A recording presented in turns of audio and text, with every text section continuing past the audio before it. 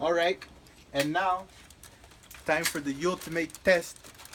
The reason why I got this build, the AR-15 chambered in 7.62, was so that I could shoot some cheap, explosive, surplus ammo. Unfortunately, this ammo caused major malfunctions in the gun the first time that I brought it to the range.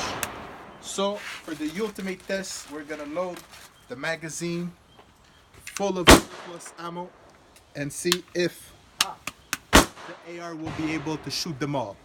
Let's go. On va t'en mettre une blanche, ça va être plus facile à voir.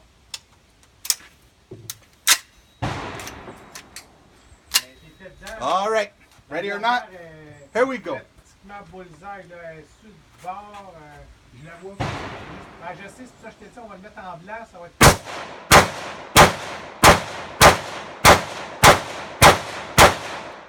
Cheese! Il courra plus. Successful. Passed the test with flying colors.